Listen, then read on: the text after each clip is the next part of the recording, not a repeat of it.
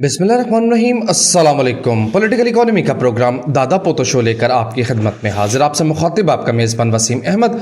और इस प्रोग्राम में हमारी रहनुमाई के लिए दादाजी हमारे साथ मौजूद होते हैं। कैलेंडर पर आज 28 अप्रैल साल 2021 और आज बुध का दिन। उसी पाक परवरदिगार के लिए तमाम तारीफ़ें जो तमाम आलमीन का रब है। नबी करीम सल्लल्लाहु अलैहि वसल्लम की ज़ात अक़दस पर बेशुमार दरूद व सलाम। प्रोग्राम का आगाज़ करते हैं और ख़बरों और पर तबसरों के लिए दादाजी को शरीक गुफ्तगू करते हैं। दादाजी अस्सलाम वालेकुम। वालेकुम अस्सलाम। दादाजी क्या हाल है? अल्लाह का बड़ा करम है, उनकी बड़ी नायात नवाज़ें कि हम आपकी खिदमत में। ख़ातमुन नबीय्यीन पे करोड़ों दरूद व सलाम।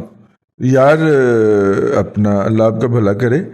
खबरें अफवाहें घूम रही हैं जी इस्लामाबाद में। जिस तरह पिछले दिनों मार्शल्ला की अफवाह थी जी, उसी तरह ये भी अफवाह थी कि जनाब रज़ा बाकर साहब जो हैं वो सीरियसली गौर कर रहे हैं, बल्कि रज़ा बाकर साहब को लाने वाले सीरियसली गौर कर रहे हैं कि उनसे माजरत कर ली जाए। क्यों? वजह बताइए, रीज़न एक्सप्लेन। कि जो भतीजा साहब है ना अपने नए फाइनेंस मिनिस्टर शौकत तरीन साहब, उन्होंने कहा जी मैं इस बंदे नाल तो नहीं चल सकता। अच्छा, ठीक है। और पर्सनैलिटी क्लैश नहीं। और उसने कहा है कि मैं IMF के साथ जो एग्रीमेंट में ये लिख के दे के आया, क्योंकि IMF के साथ एग्रीमेंट का आथर ये था, ये जो कुछ लिख के दे के आया मैं उससे एग्री नहीं करता। मैं IMF के पास जा रहा हूँ नज़रसानी के लिए कि भाईजान जो टारगेट आपने रखे हैं ये हम अचीव नहीं कर सकते, हम पहले ही अपना रगड़ा निकाल चुके हैं। वो बड़ी खबर थी दादाजी। जी, ये उसने इंटरव्यू में कहा है भाई। उसने कहा IMF के इस पैकेज के साथ इकॉनमी नहीं चल सकती, ठीक है ना, महंगाई कम हो सकती है, तो हमें उसके पास जाना पड़ेगा कि टर्म्स एंड कंडीशन थोड़ी हल्कियाँ करो। ये वही वाली वारदात है जो इसाक डार साहब फरमाया करते थे। ठीक है।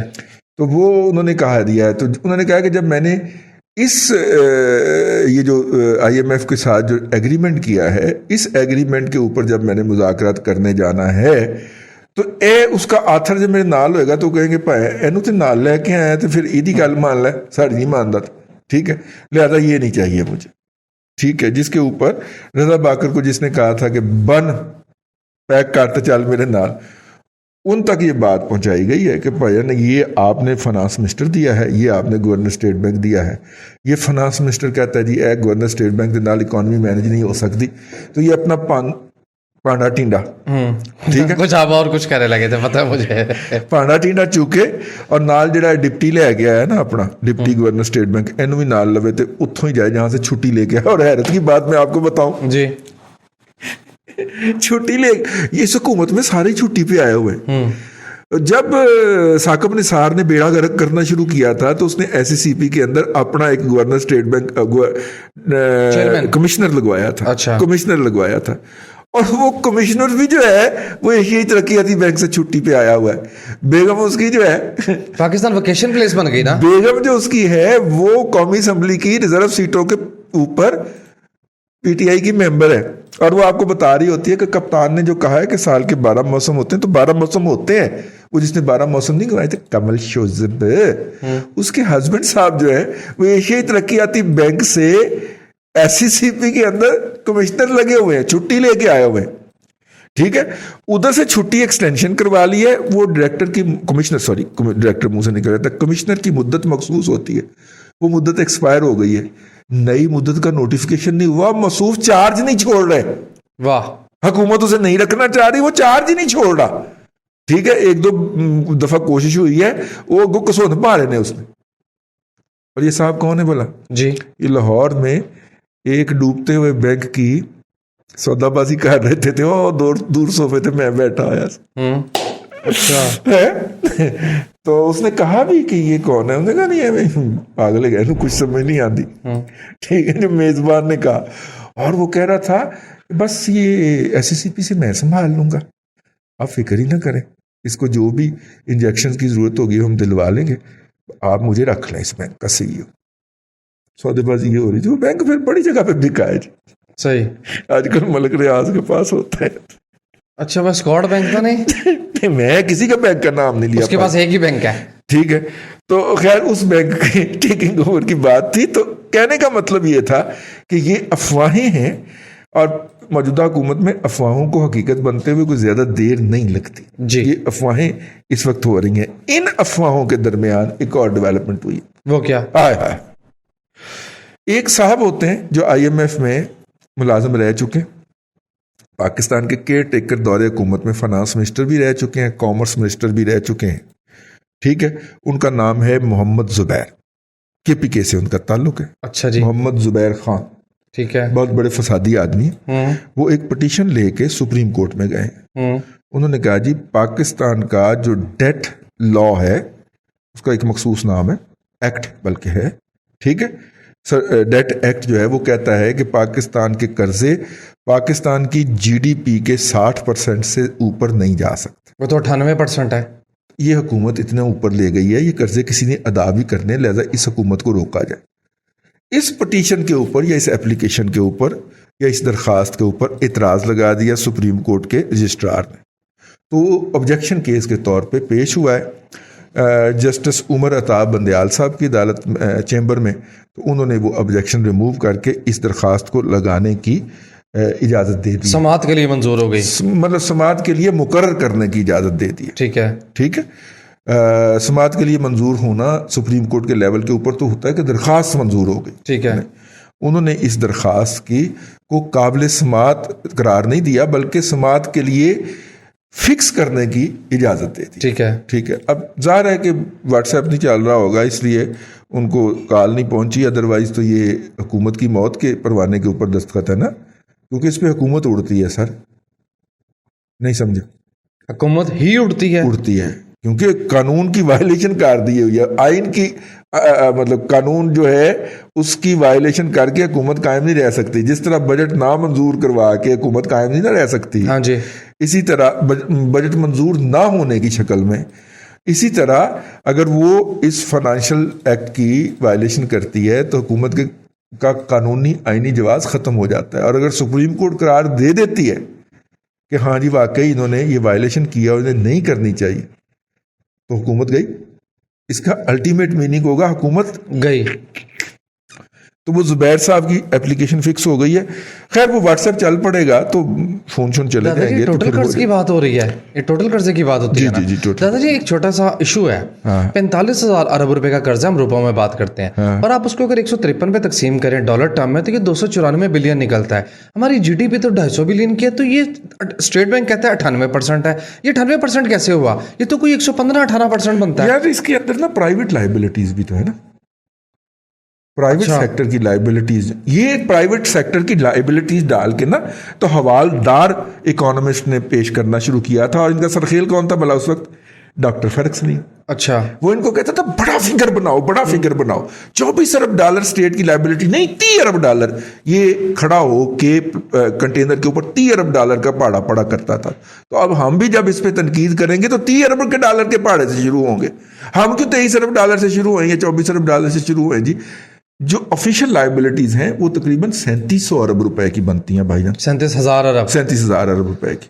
लेकिन दादाजी एक बात है, मैं दावा नहीं कर रहा, 37 या 38 की ना। लेकिन स्टेट बैंक का जो डेट का प्रोफाइल है उसमें A, B, C और D 4 सेक्शंस को वो जमा करता है। दादाजी उसमें प्राइवेट सेक्टर नहीं है। मैं किसी वक्त आपके साथ जरूर बैठेंगे। जरा मुझे बताइएगा उसमें प्राइवेट सेक्टर नहीं होता। इस्माइल कहता है कि है उसमें प्राइवेट सेक्टर, और एक्चुअल जो है वो 37-38 हजार अरब रुपए की लाइबिलिटीज हैं, ठीक है, सरकार की। अगर प्राइवेट सेक्टर भी डाल लें तो फिर 46,000 अरब रुपया सरकार का क्रॉस कर जाता है जी। अब बाज़ का ये भी होता है ना कि सरकार ने प्राइवेट सेक्टर का लोन भी तो लिया होता है ना। मसलन लेट सपोज ये जो बनना है तरीमू के ऊपर, जो इसका हमने कल जिक्र किया था, पावर प्रोजेक्ट, ये एक प्राइवेट कंपनी बनी है, ठीक है वो 100% पंजाब गवर्नमेंट की मलकियत, लेकिन कंपनी बनाई है, कंपनी के जरिए कर्ज लिया गया, ठीक है। अब समझ गए ना, ठीक है। सरकार ने निजी शोबे से जाके कर्ज लिया है, निजी शोबा बन के। तो ये इस तरह की जितनी भी 2 नंबरियां हैं, इसके ऊपर पिछले दिनों IMF ने हमें कहा था कि तुम झूठे हो, तुम गलत डाटा देते हो, इल्जाम लगा और था। फिर हमने K1 और K2 की जो लाइबिलिटीज थी वो सारी अवाम को दिखा दी। हमने वो जाके IMF के पास जमा करवाई, और फिर चाइना उसके ऊपर हमसे नाराज हुआ, ठीक है ना। तो हम उसको वो नाराज हो रहा है तो हम उसको धमकियां लगा रहे हैं। बट सबीला तस्करा याद आया कि पिछले 10 साल की कर्जों की एक इंक्वायरी इन्वेस्टिगेशन हो रही थी। हाँ? इमरान खान साहब ने कहा था पिछले 10 साल में जितने कर्जे लिए गए, उन्हें मुशर्रफ का दौर नहीं याद आया। 2008 से लेकर 18 तक के कर्जों की मैं इन्वेस्टिगेशन करूंगा। उसकी रिपोर्ट आ गई थी। क्या बना उसका? वैसे उसकी रिपोर्ट आ गई थी, उनके मुंह के ऊपर के धड़ल करके ना थप्पड़ लगा था, फिर वो रिपोर्ट पी गए थे। उसका थोड़ा सा एतराफ चाइना के स्टीव जॉब, असद उमर ने पार्लियामेंट के फ्लोर पे कर लिया था कि वो सब जो हम पहले कहते रहे वो झूठ था, बकवास था, किज़ब था। ठीक है ना? वो रिपोर्ट आ भी गई थी, अपने डॉक्टर नूरुल आरफीन के उसमें पड़ी होगी। अच्छा, खुद ही अपने रुखसार पीटे थे फिर उन्होंने? हाँ, नहीं पीटे नहीं थे, लोगों ने पता ही लड़ने दिया, तो पटा खोल देता है ना। वो मुराद सईद का मोदी का 80 अरब रुपए का उस पर भी है यार। लंका 80 अरब रुपए खा जाने का उस पर भी इल्जाम है। लंका में सारे 52 गजे के हैं यार। यहाँ पे कुछ 200-250 अरब रुपए से नीचे की बात ही नहीं करता। दवाइयों में 700 अरब रुपया, गंदम में 400 अरब रुपया, चीनी में 250-300 अरब रुपया। मतलब यार मुराद सईद मोदी वो महकमा डाक जैसे महकमे का जनाब 80 अरब रुपया नुकसान कर गए। पता नहीं खुद उसने कितनी दिहाड़ी लगाई होगी, लेकिन महकमे का नुकसान तो कर गया ना। और उस महकमे को प्राइवेटाइज किया जा रहा है, खाया जा रहा है, पिया जा रहा है। उसके एसेट्स अब देखें ना, जीपीओ लाहौर जो है कितना बड़ा एसेट, ठीक हो गया। और महकमे के अंदर इतनी सलाहियत नहीं है कि वो उसका जो घड़ियाल लगा हुआ है उसको चला सके। वो प्राइवेट सेक्टर से मदद मांग, प्राइवेट सेक्टर से। वही जो हमने कल फार्मूला बताया। आप जो है अगर सिर्फ ब्रिटिश हाई कमीशन को एक खत लिख देते तो गोरा अपनी इज्जत बचाने के लिए कि ये हमारी बाकियात में शामिल है, उसके लिए आपको 4 पैसे दे देता। ठीक है, तरीका नहीं ना। लेकिन वो ये लोकल किसी प्राइवेट सेक्टर को, और ये जो हमें बताया गया केपीके से बकायदा ईमेल करके कि ये जो चौथे के दिन ना नॉर्दर्न एरियाज के अंदर टूरिज्म का रोला डाल रहा होता है ना, ये वहां पे जो पीटीडीसी के मोटल्स हैं ये अपने दोस्तों में बांटने का इरादा रखता है। और इसके दोस्त जाके चेक कर रहे हैं कि अच्छा ऐसी लेना है, ए तेरा, ए मेरा, ए तेरा। अच्छा, बंदर बांट हो रहा है, बंदर बांट के लिए तैयारी हो रही है। तो ये अवाम को ज़हनी तौर पे तैयार करता है कि जब ये इनको निजकारी के नाम पे ये सारे कीमती असासे हैंड ओवर करेगा। आपको पता है वो हम एक जगह पे रुके थे जहां पे 3 दुनिया के अजीम पहाड़ी सिलसिले आके ऐसे मिलते हैं। उस करदू जाते हुए जहां रुके थे, वहां पीटीडीसी का एक वो था, क्या खूबसूरत, जहां चाय पी थी, चाय पी थी। वहां पे तुम एक गोरी खातून को तारते हुए भी पकड़े गए थे जो साइकिल पे ट्रैवल कर रही थी। फिर कैनेडियन जो थी, हाँ, फिर तुमने उसके करीब होके उसका इंटरव्यू करने की कोशिश की थी। मैंने तुम्हें नंगे हाथों पकड़ा था। ठीक है, तो हाँ वैसे कबाबे बीच में नहीं इंटरव्यू उसने मेरा फड़काया था। उन्होंने कहा बाबा बुजुर्ग ही है। और वो पीटीडीसी का होटल भर लबे दरिया था, लबे दरिया था। और जब आप उसके पिछली तरफ जाके बैठते थे तो किस तरह दरिया की जो फुहार थी वो आपको जो थी वो इससे आप लुत्फानंदोज होते थे। ऐसी कीमती जगह हैं जो इसने केपीके के अंदर जो डाकुओं का एक ग्रोह पाला है ना, जो सिगरेटें ब्लैक करता है, ठीक है, और मतलब कि 2 नंबर सिगरेट बनाने का केस एफआईए के पास है उसका, ठीक, लेकिन वो मिनिस्टर है वहाँ पे।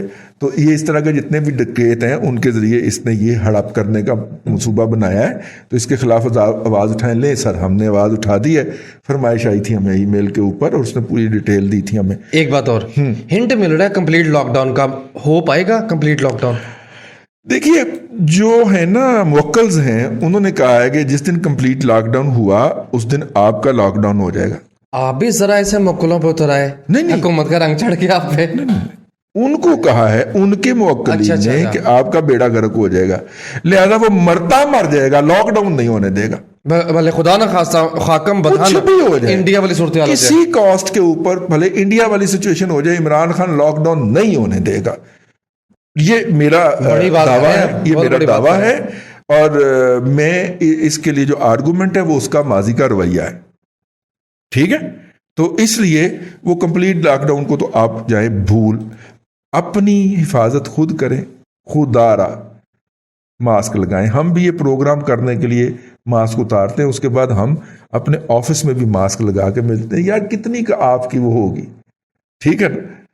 और अब तो जो कहता है ना कोरोना है भी कि नहीं है, मानना दिल करता बंदा उन्होंने उलथे मारे, कुट्टे फड़ के बकायदा मुक्के नाल कुट्टे। आप ब्लड प्रेशर के मरीज है ना, कोरोना नहीं है। यार इतने लोग बेचारे अपनी जान से गुजर रहे हैं, और अब भी हार्टलेस डिनाइल में। ये उनका कसूर नहीं है। ये हामिद मीर अपना की कह रहे हो यार, हामिद मीर तना कितों आ गई, वो अपना जो है क्या नाम है यार, वो लाल टोपी, अच्छा, जैद हामिद और फैसल रजा आबदी, इस तरह के जो ज़हनी तौर पे मजूर लोग हैं ना, और हकीकत टीवी सबसे आगे, तो वो जनाब आपके अंदर वो चिप डालेंगे और आपसे टेक्नोलॉजी निकाल लेंगे। मेरी बस मुझसे गालियां निकलती हैं, केड़ी टेक्नोलॉजी, मेरा मतलब है केड़ा को तुसी दुनिया दे विच बहुत बड़ा मुकाम पैदा कर ले। जुगत आई दादा जी, जुगत 70 साल के बाबे ने कोरोना की वैक्सीन ये कह के इनकार कर दिया कि इससे बच्चे जनने की सलाहियत कम हो जाती है।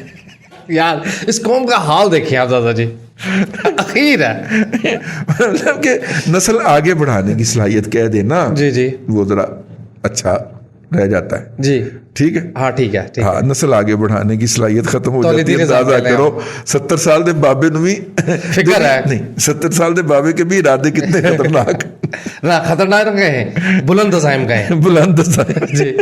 दादा जी कुछ खबरें पे भी जरा हाथ साफ कर लें। मेरे पास ये खबरें ही थी हजूर जो मैंने अर्ज की है, छपी खबरें की बात पाकिस्तान के फाइनेंस मिनिस्टर नहीं, ये मुख्तलिफ तफसील। लॉकडाउन आपका ओपिनियन है कि नहीं होगा, ये इस पे इसरार कर रहे हैं? आपने साढ़े दिन रहना, जागते रहना, अपनी हिफाजत खुद करनी। वर्ल्ड बैंक ने ये किस दिन की खबर है, ये जनाब 24 अप्रैल की खबर है, वर्ल्ड बैंक ने $400 मिलियन यानी कि 40 करोड़ डॉलर जो है वो KPK के सूबे को स्टाफ और बजट इश्यूज के लिए, वो एजुकेशन हेल्थ सेक्टर की, उसके लिए अप्रूव कर दिए हैं। ठीक है, अब ये जितने भी कर्ज हम लेते हैं ये अपने मौजूदा निज़ाम की मॉनिटरिंग और मेंटेनेंस और स्ट्रीमलाइनिंग के लिए लेते हैं। नतीजा क्या होता है कि उसकी प्रोफिशिएंसी नहीं बढ़ रही या उसका सिस्टम एक्सपेंड नहीं कर रहा। हस्पताल एक ही है, लेकिन इस अस्पताल को अच्छा चलाने के लिए, मैं मिसाल के तौर पे बात कर रहा हूँ, इसको अच्छा चलाने के लिए इसके ऊपर 10 नए अफसर लगा दें, 40 इसको एम्बुलेंस से ले दें, 20 अफसरों की गाड़ियां आ जाएं, मजीद नई गाड़ियां आ जाएं। नतीजा क्या होता है कि अस्पताल तो वही रहता है, बेड़ा गर्क उसका होता जाता है। जब आप उसके ऊपर बर्डन डालते जाएंगे उसके एक्सपेंसेस बढ़ते जाएंगे। ठीक हो गया। मुझे ना एक बड़ी वो बात किसी ने बताई उस दिन कि ये जो बिल्ला ट्रक्का वाला था ना, उसका बेटा टीपू ट्रक्का वाला, आजकल तो बलाज ट्रक्का वाला, तो टीपू को कत्ल कर दिया गया था। तो टीपू जो था वो जब इंजर्ड होके तो वहां पे पहुंचा तो डॉक्टर ने उसकी जान बचाई, और डॉक्टर ने कहा कि यार गोली बस एवं अद्धा इंची दूर रह गई थी आपके दिल से, और वाह सारी गोलियां लगी थी उसको। ठीक है, जो दिल की तरफ गोली मारी गई थी, तो वो बड़ा खुश हुआ। उसने कहा डॉक्टर मांग की मांगने, तो डॉक्टर ने कहा यार यहाँ पे AC नहीं लगे हुए। उस एक रात में मेयो हॉस्पिटल के अंदर 250 AC लगा था। इस तरह के काम तो हो जाते हैं, मतलब लग गए जनाब। अगले दिन मेयो हॉस्पिटल का सिस्टम ही बैठ गया, क्योंकि पावर सप्लाई उतनी नहीं थी, लेकिन वो उसने लगवा दिया कि मेरी जान डॉक्टर ने बचाई है तो मैं अपनी जान का सदका। ठीक, तो खैर वो ऐसे एक बात आ गई। इस तरह के काम तो हो जाते हैं रातों रात, लेकिन उसको सिस्टमाइज करने की कोशिश करें तो वो 250 AC लगने में 2.5 साल लग जाने थे।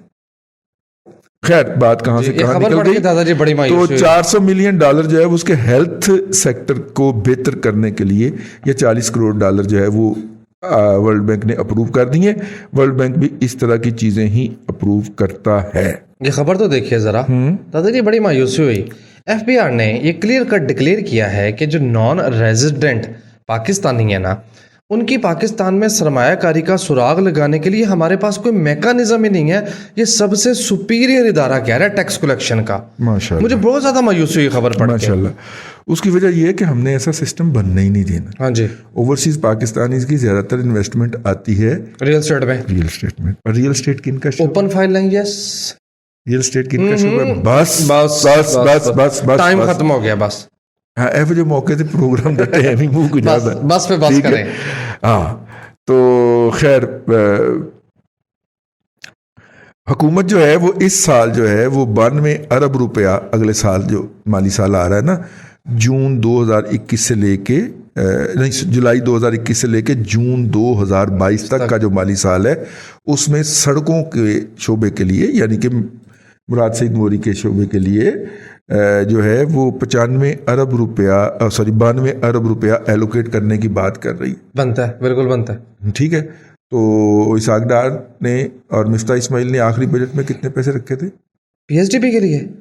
सर इस शोबे के लिए नहीं याद। 185 अरब रुपए, 250 अच्छा। अरब रुपए से जायद रखे थे। हर चीज डिक्लाइन की तरफ आ रही। 850 अरब रुपए का हमारा पीएचडीपी था, जो इस साल 600 अरब रुपए पे जा रहा है। मरकज की बात हो रही है। मरकज की सूबों का मिला के तो 2000 अरब का था। पंजाब का जो था वो कुछ 600 अरब पे ले गया था शहबाज शरीफ, और वो 400 अरब पे आ रहा है इस साल। और ये भी वादे हैं, डिस्बर्समेंट जो होती है वो इस हुकूमत में पहले साल सिर्फ 44% या 45% हुई थी। 60% अगर पैसे खर्च हो जाएं तो हम बहुत लुटियां डालते हैं। और सरकार तरक्की का सबसे बड़ा इंजन होती है। सरकार खर्च करती है तो फिर वो इकॉनमी के अंदर पैसा घूमता है और इकॉनमी चलती है। तो सरकार ने फ्रंट से लीड करना होता है। अगर सरकार खर्च नहीं करेगी तो प्राइवेट सेक्टर भी खर्च नहीं करेगा। और यही हो रहा है। और आखिरी बात, मैं पिछले दिनों गुजरा हूँ LD एवेन्यू 1 से, मुझे बहुत शदीद दुख हुआ है। शहबाज शरीफ के आखिरी दिन जो थे उसकी ये ख्वाहिश थी कि प्राइवेट पब्लिक सेक्टर के तहत जो इंडस हॉस्पिटल है वो चल जाए, नहीं चल पाया। इंडस हॉस्पिटल इनके आने के बाद इस वक्त वहां पे एक भूत बंगले का मंजर पेश कर रही है उसकी बिल्डिंग। प्राइवेट सेक्टर के हॉस्पिटल धड़ाधड़ खुल रहे हैं, लेकिन इंडस हॉस्पिटल जो कि एक सर्टन लिमिट के साथ गरीबों को मुफ्त इलाज करता था या करना था, या जिसके साथ पंजाब हुकूमत ये एग्री करने जा रही थी कि सरकारी अस्पताल के अलावा इस इलाके में अगर किसी को मुफ्त इलाज की ज़रूरत है तो वो इंडस करेगा। सिस्टम उसका ये होना था कि कार्ड इशू होने थे, उस कार्ड के तहत वहाँ पे मुफ्त इलाज होना था लोगों का। लेकिन उसको 3 साल से वहीं पे फुल स्टॉप लगाया गया हुआ है। हम ऐसी हुकूमत के ऊपर तबर्रा करें, लानत भेजें अगर इज्तिमाई तौर पे, तो हो सकता है कि अगले 1 आध साल में उस हॉस्पिटल की सुनी जाए। वो शहबाज शरीफ साहब का हॉस्पिटल नहीं है, नंबर 1। वो एक NGO का हॉस्पिटल है। कराची में इंडस वाले बहुत अच्छा काम कर रहे हैं, ठीक है। और उनको शहबाज शरीफ ल्योर करके लाया था कि आप ये हॉस्पिटल, हम आपको बिल्डिंग बना देते हैं। बिल्डिंग बनी पड़ी है, सिर्फ जो फर्दर उसके अंदर होना है वो करना है, ठीक। तो आवाज़ उठाइए अपने, अगर आपका कोई कहीं पे है, बात कीजिए लोगों के साथ यार। जिस तरह हमने वजीराबाद वाला हार्ट इंस्टीट्यूट चलवाया है उस पर बात कर लें हम। और इसी तरह इंडस है, उसके साथ एक दांतों का हॉस्पिटल भी है, ठीक है। वो शहबाज शरीफ साहब ने 10 साल से बंद रखा हुआ है। ये जो सरकार के, ये जो कौमी खजाने के पैसे लग जाते हैं और फिर हम उन बिल्डिंग्स को इस्तेमाल नहीं कर पाते, तो ये भी तो लॉस होता है ना हमारा। तो इस्तेमाल करें यार, लोगों को सहूलत हासिल हो। स्टाफ उसका रखा जा चुका हुआ है, वो कहीं ना कहीं बैठा वेलियां खा रहा होगा। मैं दंदों वाले अस्पताल की बात कर रहा हूँ। तो दंदान साज पाकिस्तान का सदर है, शर्म तो उसको नहीं आती। भेजा हुआ उसका रेफरेंस रिजेक्ट हो गया है। अगर कोई थोड़ी बहुत रत्ती होती तो शर्म से डूब के मर जाता, रिजाइन करके घर चला जाता। 1 दफ़ा नहीं 3 दफ़ा रिजेक्ट हो गया है। 2 मुख्तलिफ रेफरेंस 3 दफ़ा रिजेक्ट हो गए हैं। दंदान साहब थोड़ी सी शर्म कर लें यार। वैसे आपको उम्मीद तो नहीं है, ना कोई गैरत है आपके अंदर, ना कोई हया है, ना कोई शर्म है, ठीक है। आप इतने बेशर्म हैं कि हमले करते रहे हैं आप पाकिस्तान की कौमी तनसीबात के ऊपर, फिर भी बेइज्जती बड़ी हुई है तुम्हारी, ठीक। और ये भी साबित हुआ कि आपके अंदर शर्म और गैरत और इज्जत नाम की कोई रत्ती बराबर भी चीज़ नहीं। आप वो बेशर्म है कि वो जितने की वो क्या बेचते हैं, गाड़ियाँ बेचते हैं, उससे 20 गुना ज़्यादा की 920 गाड़ियाँ ख़रीद लेते हैं आप बुलेट प्रूफ, या अपने लिए और अपने स्टाफ के लिए और अपनी पार्टी के लोगों के लिए। खैर, कितना कोरोना रोएंगी। चलें जी, आज के लिए इतना ही। कल फिर आपसे मुलाकात होगी। अल्लाह आपको आसानियाँ अता करे और आसानियाँ खल्क़े खुदा में तकसीम करने की तौफ़ीक़ अता करे। आमीन दादा जी, बेहद शुक्रिया। नज़रीन करम, पॉलिटिकल इकोनॉमी का प्रोग्राम दादा पोता शो आप देख रहे थे। ये था आज का दादा पोता शो। मैं उम्मीद करता हूँ कि आज का प्रोग्राम आपको पसंद आया होगा। अपने मेज़बान वसीम अहमद को दादाजी के साथ इजाज़त दीजिए। इंशाअल्लाह अज़ीज़ आपसे मुलाकात होगी कल तक के लिए अल्लाह हाफ़िज़।